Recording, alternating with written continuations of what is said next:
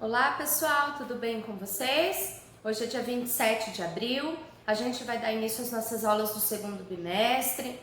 Eu sei que vocês ainda não estão com o material em mãos, então por isso eu vou bem devagar, vou colocar o enunciado de cada exercício para que vocês possam copiar o enunciado no caderno até que a apostila chegue, tá certo? Assim como a gente faz quando a gente começa os bimestres, né? Quando a gente não tá com o material em mão, é assim que a gente faz em sala de aula, tá certo? Mas eu penso que essa semana já deve estar sendo entregue para vocês aí a apostila e aí vai dar mais fluidez no nosso conteúdo, tudo bem?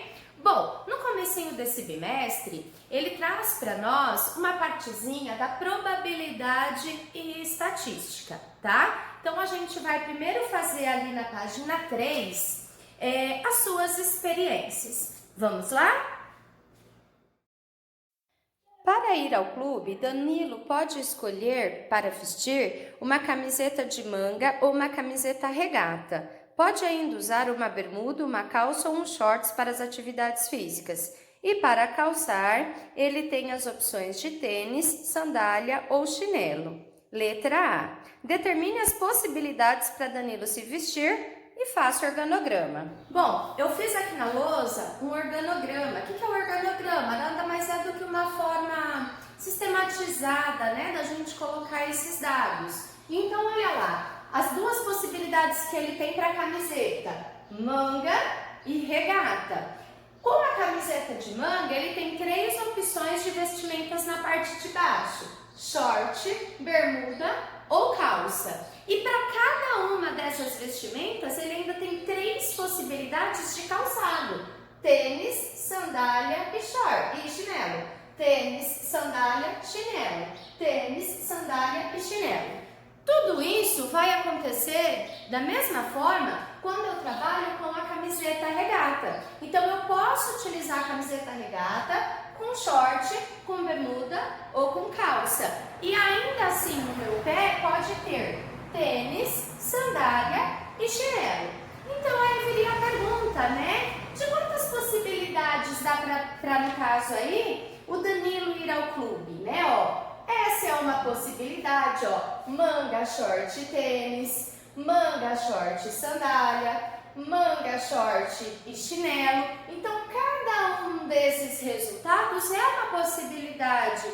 Aí é uma combinação que ele pode estar indo ao clube. Então, nós vamos ter ao todo aqui, 1, 2, 3, 4, 5, 6, 7, 8, 9. 9 com 9, nós teremos 18 possibilidades, tá? Prof, mas para todo exercício eu tenho que montar um organograma ou aquela árvore de possibilidades para poder resolver? Não, é claro que quando a gente desenha facilita a nossa vida. Mas o que o princípio multiplicativo da contagem nos diz?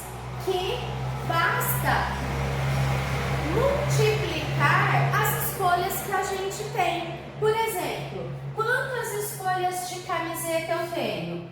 2 escolhas. Quantas escolhas da parte de baixo eu tenho? Short, bermuda e calça. Então, 3 escolhas. Quantas escolhas de calçado eu tenho? 3 escolhas também, né? Porque pode ser o tênis, a sandália ou o chinelo. E aí, fazendo essa multiplicação dá quanto? 2 vezes 3, 6. 6 vezes 3, 18, tá certo? Então, quando eu tenho probleminhas desse tipo, eu posso resolver de 2 formas. Ou eu desenho todas as possibilidades possíveis, ou a gente usa o princípio multiplicativo da contagem. É só multiplicar as escolhas que a gente tem, tudo bem? Um homem vai a um restaurante disposto a comer um só prato de carne, uma sobremesa e uma bebida. O cardápio oferece 5 pratos distintos de carne, 4 tipos de sobremesas e 3 tipos de bebidas. Letra A. De quantas formas o homem pode pedir sua refeição? Bom, como a gente viu, para descobrir o total de possibilidades, basta multiplicar as escolhas que ele tem, né? Então, carnes ele tem 5 tipos, portanto 5 vezes 4 tipos de sobremesa vezes 3 tipos de bebida, né? 5 vezes 4, 20. 20 vezes 3 dá 60, né? Portanto, o homem pode pedir a sua refeição de 60 maneiras diferentes. Exercício B. Pede, monte a árvore de possibilidades, sabendo que as opções de pratos estão na tabela a seguir. Então, veja, aqui nós temos opções de carnes, sobremesas e bebidas. Dentro das opções de carnes, a gente tem filé de frango, filé de peixe, bife a rolê, filé parmegiana e costelinha. Sobremesas, sorvete, mousse, gelatina e pudim. Bebidas, suco, refrigerante e água, tá? Agora muito capricho, hein? Vamos lá. Aqui, então, eu vou aproveitar o desenho da apostila, tá? Então, percebam, ó, nós temos como opções de carne, né? O filé de frango, que é o FF, o filé de peixe, que é o FP. Depois a gente tem o bife a rolê. E aqui embaixo nós temos o filé e a parmegiana e a costelinha de porco, né? É só costelinha, não falou que é de porco, o porco é por minha conta, mas é a costelinha. Para cada uma dessas carnes nós temos uma sobremesa. Então nós temos sorvete, né? Aqui, sorvete, mousse, gelatina e pudim. Ainda para cada uma dessa situação, a gente tem 3 bebidas, que pode ser suco, refrigerante e água. Então, a gente vai montar esse esqueminha para todas as carnes, tá? Então, aqui, ó, para o filé de frango, aqui do lado a gente tem, ó, o filé de peixe. Então, no filé de peixe, de novo, as 4 sobremesas e depois as 3 bebidas para cada um, beleza? Pausa o vídeo, monta direitinho, carne por carne, posição por posição. Ó, tá aqui então, agora o bife a rolê, né, ó, BR é a abreviação de bife a rolê.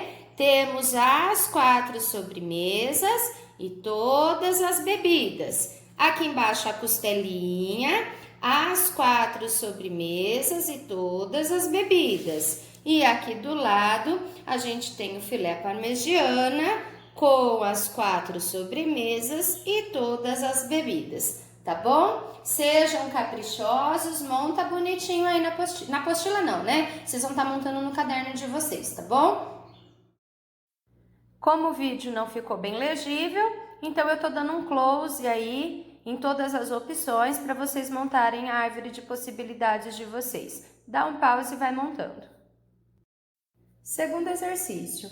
Uma escola recém-aberta resolveu montar os números de matrículas de seus alunos da seguinte forma. O numeral 213, que é o número da escola frente à regional, e mais 3 outros dígitos, que podem ser de 0 a 9.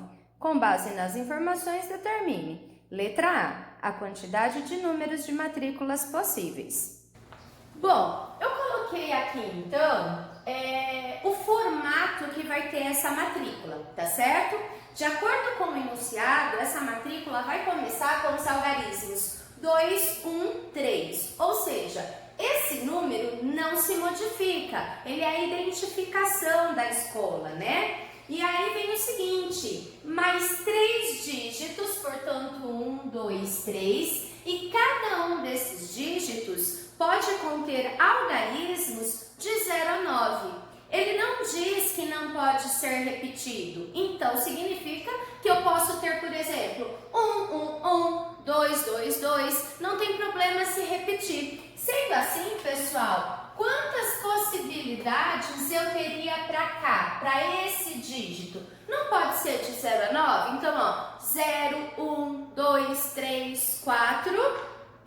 5, 6, 7, 8, 9. Então, quantas possibilidades eu tenho para colocar neste local aqui? Eu tenho 10 possibilidades. Como ele não diz para mim que não pode se repetir, aqui eu terei 10 possibilidades de novo. E aqui, 10 possibilidades de novo. Se ele me dissesse que os números não podem se repetir, então eu teria que ir excluindo. Se aqui é 10, não pode repetir esse algarismo, então aqui vai para 9 e aqui vai para 8. Deu para entender? Bom, e aqui nesse primeiro? Esse primeiro aqui não muda, então eu tenho uma única possibilidade. Qual é ela? A sequência 2, 1, 3. Tudo bem? Bom, o que o princípio fundamental da contagem diz para nós? Que basta multiplicar todas essas possibilidades, né? Então, a quantidade de número de matrículas possíveis é quanto? 10 vezes 10 é 100, 100 vezes 10 são 1000 possibilidades. Tudo bem? Deu para entender? Letra B. Se o dono da escola quisesse que os números de matrícula terminassem em algum algarismo primo, quantos números seriam possíveis?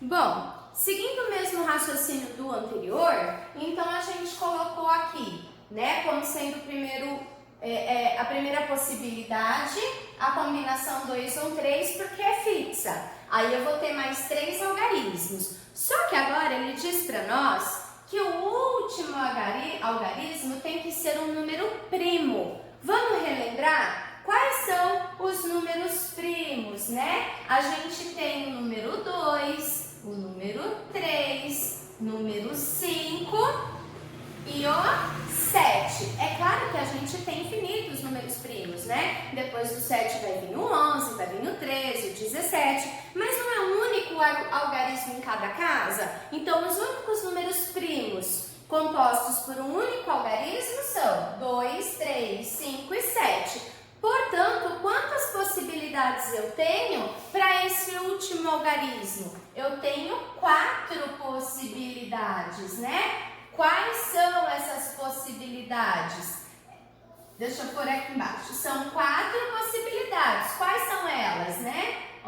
Quais são elas? São os números 2, 3, 5 e 7. Ele falou alguma coisa que não podia repetir número? Não falou nada. Sendo assim, para esses outros 2 algarismos, eu continuo tendo 10 possibilidades. Quais são essas 10 possibilidades? São todos os algarismos de 0 a 9, né? E aqui a mesma coisa, todos os algarismos de 0 a 9. Então, usando agora esse critério, né, quantos números seriam possíveis? Vamos lá. 10 vezes 10 dá 100. 100 vezes 4, teríamos 400 possibilidades aí de combinações. Terceiro exercício.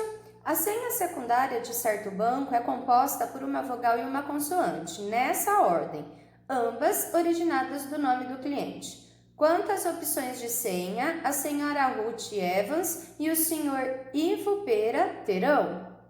Bom, então eu separei os nomes aqui, Ruth Evans e Ivo Pera. Como a senha pode ter uma vogal e uma consoante, primeiramente a gente tem que saber quantas vogais tem e quantas consoantes tem em cada nome. Então vamos lá. Ruth Evans tem quantas vogais? Uma, que é o E e o A. Portanto, 3 vogais. E consoantes? Consoantes nós teremos 1, 2, 3, 4, 5, 6 consoantes. E no nome Ivo Pera, quantas vogais nós temos? Temos 1, 2, 3, 4 vogais. E quantas consoantes? 1, 2, 3 consoantes. Ok? Bom, a senha é composta por 2 dígitos, podendo ser uma vogal e uma consoante. Quantas opções de vogal nós temos? 3 opções de vogal. E de consoante, quantas opções nós temos? 6 opções. Portanto, 3 vezes 6, nós poderemos ter 18 senhas diferentes, tá? Agora, aqui no Ivo Pera, quantas vogais nós temos? 4 possibilidades, né? Aqui pode ser o I, pode ser o O, pode ser o E ou pode ser o A. E nas consoantes, quantas consoantes nós temos? pode ser o V, pode ser o P e pode ser o R. Então, com o nome Ivo Pera, quantas possibilidades a gente tem? 4 vezes 3, teremos 12 possibilidades de senhas para o nome do Ivo, ok? Quarto, um anagrama de uma palavra é outra palavra escrita com as mesmas letras. Por exemplo, amor é um anagrama da palavra Roma. Determine. Letra A, os anagramas da palavra Roma, os anagramas da palavra chá e os anagramas da palavra senha. Bom, deixa eu explicar então o que é o anagrama, tá? Anagrama nada mais é do que a troca de posições das letras. Por exemplo, Roma, eu poderia trocar o O com R, eu poderia trocar o M com A, eu poderia trocar o A com R, o R com M. Então, significa pegar essas 4 letrinhas e trocar de posição. Então, quantas trocas de posição a gente consegue fazer, tá? Então, vamos parar para pensar? Bom, na primeira posição eu tenho quantas possibilidades? Ou seja, quais as letras que eu posso colocar aqui? Bom, eu posso colocar o R, eu posso colocar o O, eu posso colocar o M ou eu posso colocar o A, né? Então, eu tenho o quê? 4 possibilidades. Bom, na segunda letrinha, qual eu posso colocar? Agora, para pensar. Se eu coloquei o R aqui, vai sobrar O, M, A. Se eu coloquei o O aqui, vai sobrar R, M, A. Se eu coloquei o M, vai sobrar R, O, A. Se eu coloquei o A, vai sobrar R, O, M. Ou seja, uma vez que eu já gastei uma letra aqui eu não vou ter mais 4, eu vou ter quantas? 3. Por que 3? Porque das 4, uma letra eu já ocupei na primeira posição. Sobrou quantas? 3. Da mesma forma, aqui, quantas possibilidades eu tenho? 2. Porque se eu coloquei o M e o A aqui, vai sobrar quem aqui? Ou R ou O, certo? E de forma semelhante, o último dígito agora. Se aqui eu tinha 4, aqui eu tinha 3 e aqui 2, vai me restar apenas o quê? Apenas uma letra, tá bom? E aí é só multiplicar esses valores. 4 vezes 3 é 12. 12 vezes 2, 24. E 24 vezes 1, 24. Ou seja, se a gente conseguir trocar todas as letrinhas, a gente terá 24 combinações, tá bom? Vamos então na palavrinha chá? Ó, na primeira posição eu posso ter quantas possibilidades? 3 possibilidades, porque eu não usei nenhuma. Então aqui pode ser o C, aqui pode ser o H ou aqui pode ser o A, ok? Bom, aqui do lado vai ter quantas possibilidades? Eu tinha 3 no total, usei uma aqui, portanto sobram 2. E aqui? Uma só. 3, 2, 1. 3 vezes 2, 6. 6 vezes 1, 6 possibilidades, ou seja, 6 anagramas. Tá? E quando eu aprendi que é anagrama, né? Nada mais é do que trocar a posição das letras. Bom, na palavrinha senha. Gente, aqui eu quero fazer um parênteses de uma coisa que eu lembrei e é importante. Perceba que a gente está calculando anagrama de palavrinhas que tem termos que não se repetem, tá? Veja, ó, R-O-M-A. Eu não repeti 2 palavras, né? Ó, senha, não tem palavras que se repetem. Mais pra frente, lá no ensino médio, a gente vai rever esse conteúdo de anagramas, mas aí a gente vai aprender a calcular anagramas quando a gente tem palavras que se repetem. Tudo bem? Lembrem-se disso. Basta pegar a quantidade total, ir decrescendo uma, se não tiver nenhuma letrinha que se repete, tá bom? Então, senha. Quantas possibilidades eu tenho aqui? 1, 2, 3, 4, 5. 5 possibilidades. Por que 5, Pro? Pode ser S, pode ser E, pode ser o M, pode ser o H ou pode ser o A. Se eu usei uma aqui, sobra 4. Se eu já usei 2, sobra 3, sobra 2, sobra 1. Sempre multiplicando as possibilidades. 5 vezes 4, 20. 20. 20 vezes 3, 60. 60 vezes 2, 120. 120 vezes 1 é o próprio 120. Então, com a palavrinha senha, a gente consegue fazer 120 permutações, ou seja, 120 trocas das letras de posição. Tudo bem, pessoal? Deu para entender? O exercício 5, ele demanda que a gente faça uma troca com colegas, tá? Então, esse eu não vou cobrar de vocês, vou cobrar até o exercício 4 e na sequência a tarefa 14, tá bom? Por hoje é só, um beijo grande para vocês!